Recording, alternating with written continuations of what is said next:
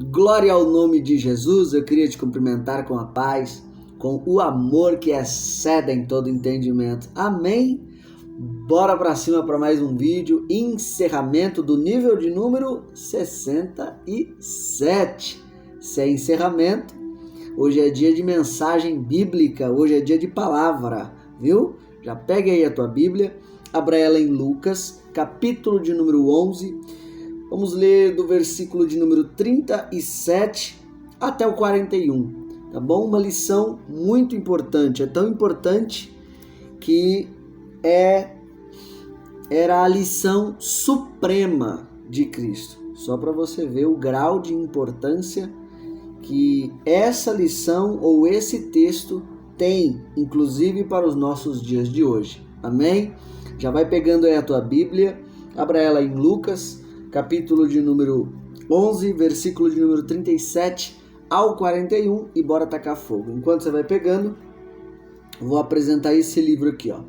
Livres em Cristo. Amém? Bora lá. Este comentário da carta aos Gálatas é dirigido especialmente à situação das igrejas evangélicas no Brasil. Existem muitos outros comentários dessa importante carta, fruto de pesquisas detalhadas e exaustivas, reunidas de forma magistral em volumes considerados clássicos. Mas o que torna esta obra única é o fato de que ela é o resultado de exposições bíblicas voltadas para o público brasileiro contemporâneo, o qual, em muitos sentidos, se parece bastante com os destinatários da carta de Paulo. Capítulo por capítulo, esta obra expõe os argumentos que o apóstolo Paulo dirigiu aos cristãos da Galácia, mostrando como esses argumentos se aplicam diretamente à situação em que a igreja evangélica brasileira se encontra hoje.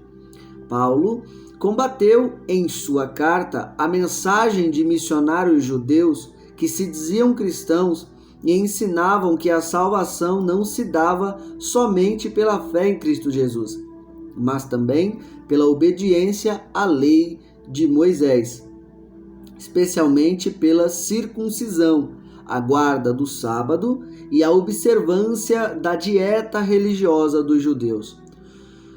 Hoje enfrentamos mensagem semelhante, defendida e disseminada pelos chamados judeus messiânicos e por pseudo-apóstolos, os quais reintroduzem as cerimônias judaicas no culto cristão e obrigam os crentes em Cristo a se sujeitar à mesma lei a que o Senhor deu pleno cumprimento na sua morte e ressurreição. Seitas neopentecostais constroem uma réplica do templo de Salomão. Falsos apóstolos adentram a arca como parte do culto, vestem-se como rabinos e ensinam preceitos já abolidos em Cristo Jesus. Nossa oração é que, livres em Cristo, a mensagem de Gálatas para a igreja de hoje seja útil aos crentes brasileiros que desejam permanecer firmes na graça de Deus e na obra completa e suficiente de Jesus Cristo para a nossa salvação. Beleza pura? Então esse é o resumo aqui desse livro, Livres em Cristo, tá bom? É a mensagem do livro do apóstolo Paulo aí, é o livro de Gálatas, tá bom? Então vai expor capítulo por capítulo. Irmão Cleberson, quero comprar R$90. Você dá esse livro? Com todo o meu prazer, com todo o prazer. É só você arrumar mais 12 inscritos para o nosso canal. Amém? E para você que deseja nos convidar para ir em sua igreja, no mínimo um livro comprado, passagem de ida e volta, estaremos indo com todo o prazer. Amém? Bora para cima então. Abra aí tua Bíblia, Lucas, capítulo de número 11, versículo de número 37 ao 41. Bora para o conteúdo de hoje.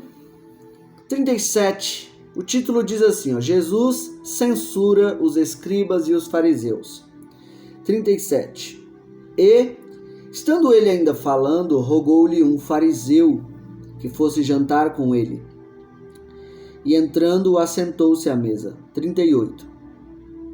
Mas o fariseu admirou-se, vendo que se não lavara antes de jantar. 39. E o Senhor lhe disse: Agora vós, os fariseus, limpais o exterior do copo e do prato, mas o vosso interior está cheio de rapina e maldade. 40. Loucos! O que fez o exterior não fez também o interior? 41. Encerramento da leitura. Dai antes esmola do que tiverdes, e eis que tudo vos será limpo. Amém? Aqui na cultura judaica, toda pessoa que era bem financeiramente, que tinha muitos bens, muitas riquezas, essa pessoa era vista por outras como uma abençoada de Deus. Alguém que tinha muita intimidade com Deus. Alguém a qual Deus tinha prazer de estar perto. A visão contrária também funciona. Se a pessoa não tivesse tantos bens, tanto dinheiro, ela era vista como uma maldita de Deus. Alguém que Deus não queria estar perto. Ser abençoado financeiramente por Deus é algo que Deus ele vem falando desde a antiguidade. Olha, se vocês me obedecerem, vocês vão comer o melhor dessa terra. Se vocês me obedecerem, eu farei vocês se tornarem por cabeça e não por cauda. Se vocês me obedecerem, lhe darei muitos bens. Enfim, Deus fez várias promessas ao seu povo. Deus fez várias promessas para aqueles que, obedecendo a Ele, iriam receber bens materiais. Porém, Deus não só prometeu com a obediência bens materiais. As promessas de Deus, elas se ampliam para o reino espiritual, para a sua vida sentimental e, por fim, para a sua vida material. Só que o que aconteceu é que o povo ele acabou se perdendo dentro da promessa de Deus sobre bens materiais. Para você ter uma ideia, o livro de Levítico, ele vai relatar vários sacrifícios que Deus preparou para determinados pecados. Era Deus falando assim, quando você pecar pecado desse tipo aqui, tem esse sacrifício aqui. Quando você pecar algo desse tipo, tem esse sacrifício aqui. O próprio Deus separou um tipo de sacrifício para o seu povo que pecasse. O que aconteceu no decorrer da história foi que os mais ricos olhavam para as suas riquezas e faziam isso aqui, vamos ver quanto que eu tenho de dinheiro. Dá para mim pecar 1, 2, 3, 4. Eles olhavam as suas riquezas e começavam a raciocinar quantas vezes eles poderiam pecar, sendo que a intenção de Deus ao criar um sacrifício para o pecado do seu povo ou para o pecado de determinada pessoa é para que essa pessoa tivesse de novo comunhão com ele e não que tivesse prazer no pecado ou se utilizasse dos seus bens materiais para contar quantas vezes ela poderia pecar. O povo acabou se perdendo nessa ideia de ser abençoado por Deus. Eu sou muito abençoado por Deus porque tenho muitas riquezas. Esse tipo de mentalidade também estava aqui na época de Jesus. Os fariseus carregavam essa mesma mentalidade. Os anciãos carregavam essa mesma mentalidade. Os escribas carregavam essa mesma mentalidade. Ou seja, qual era a mentalidade, irmão Cleberson? Quanto mais uma pessoa tivesse bens materiais, riquezas, mais ela era abençoada por Deus, mais ela tinha intimidade com Deus. O que é engraçado é que hoje a gente vê esse tipo de visão dentro da igreja. A gente vê esse tipo de visão dentro das congregações. Hoje, um crente olha para o outro, se um não tiver muita coisa, esse aí Deus amaldiçoou. Já se o outro tiver carro, casa para dar, se o outro tiver dinheiro para dar, aquele ali é muito abençoado por Deus. Só que Jesus, ele vai mostrar no texto aqui que esse não é o pensamento correto de quem tem dinheiro, não. Esse não é o pensamento correto de quem tem riquezas. E Jesus vai mostrar que fariseu, escriba, vai mostrar que os saduceus, que os anciãos, eles acabaram se perdendo nessa ideia. A ideia de quanto mais eu tenho, mais eu sou cheio de Deus. Quanto mais eu tenho riqueza, mais eu tenho intimidade com Deus. E Jesus vai dizer aqui no texto, não é bem assim. Não é bem assim. Jesus, no comportamento dele, ele vem mostrando uma espécie de desapego à matéria. Não só de desapego à matéria, mas desapego a sentimento, desapego a pessoas, desapego a bens financeiros.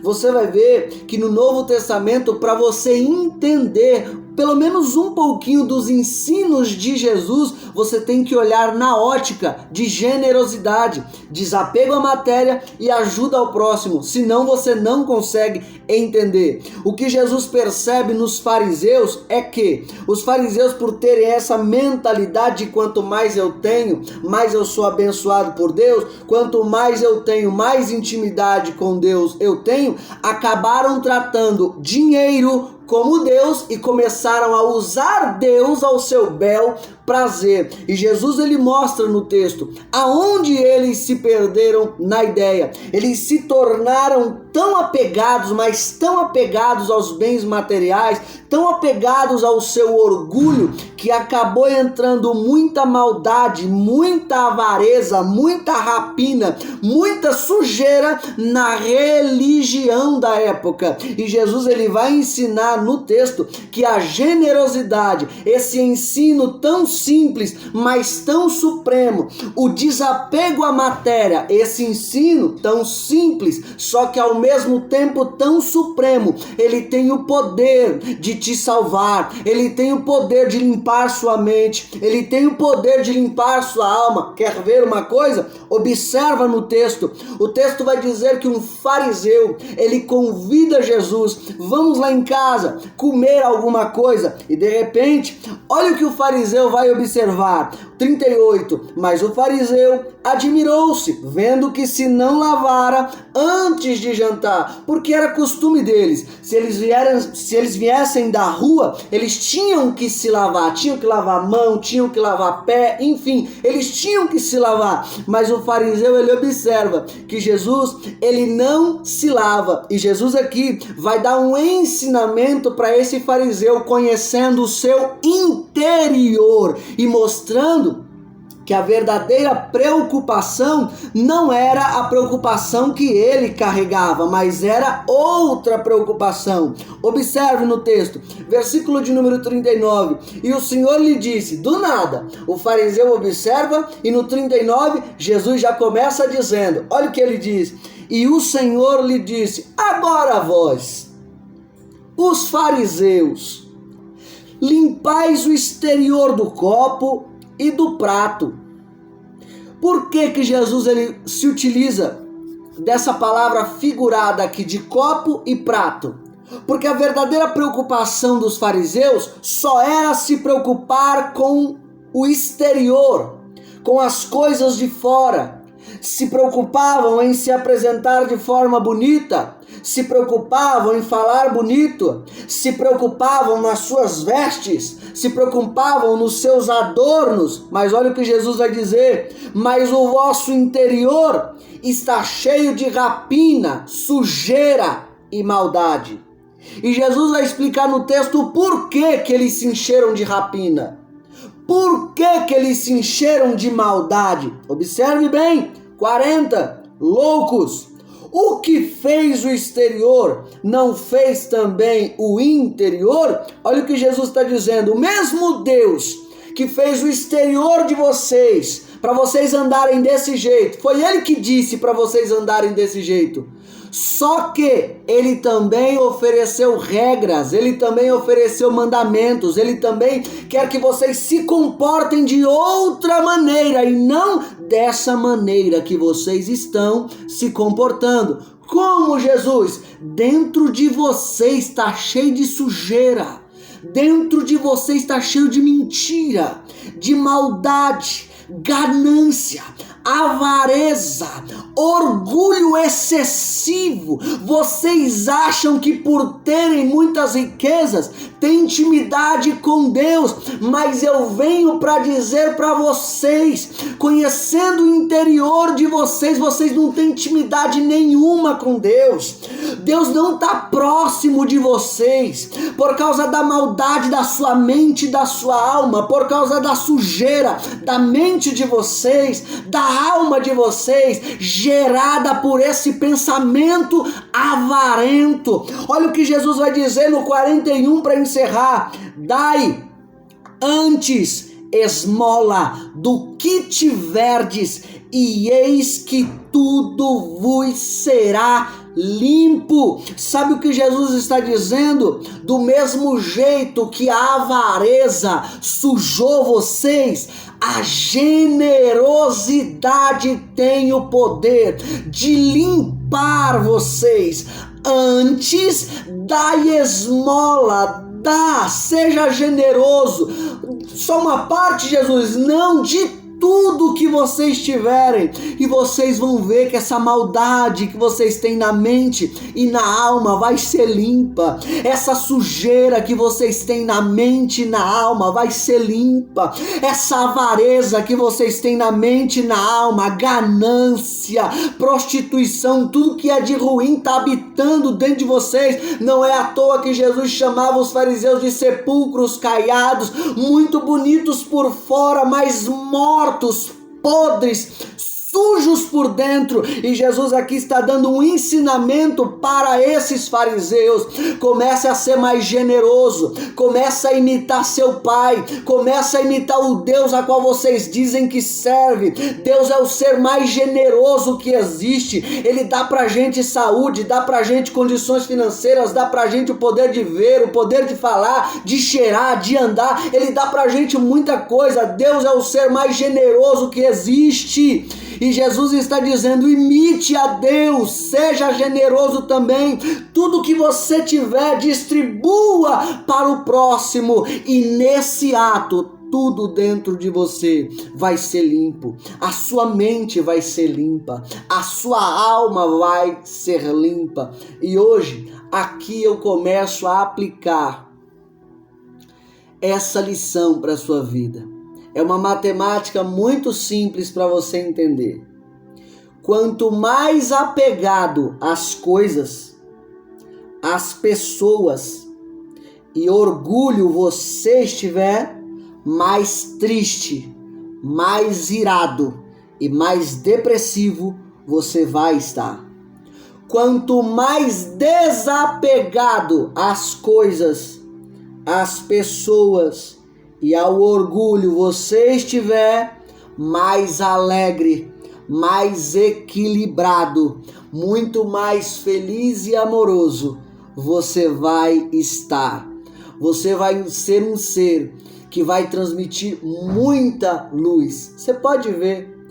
Pega as pessoas que você conhece que têm apego excessivo às coisas, às pessoas e ao orgulho. O que essas pessoas transmitem é trevas. Agora pega uma pessoa, são poucas, mas existem. Pega alguém que ele ou ela é desapegado à matéria, é desapegado às pessoas, é desapegado ao orgulho. Você vai ver que essa pessoa, ela transmite luz aonde ela entra. Esse é o ensino de hoje. Ensino muito simples, falando-se da generosidade.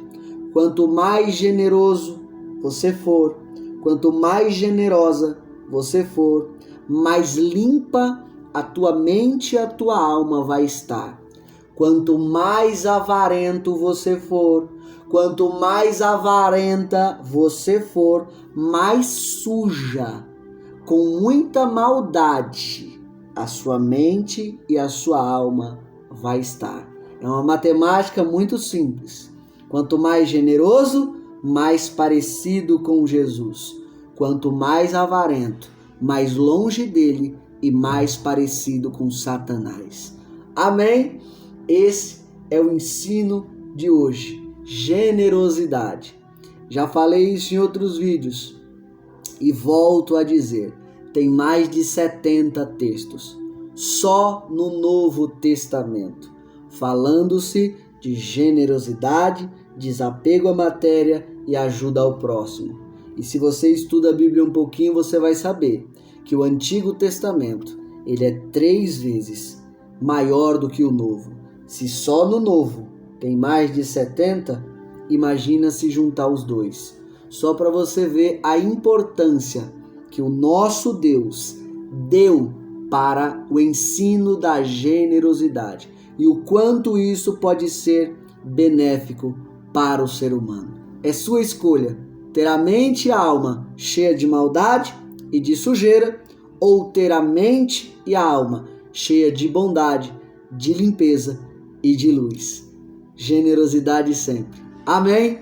Bora pra cima, seja fonte. Reserve um tempo com Deus no seu dia e Deus, sorriso de crente, é forte. Abençoe.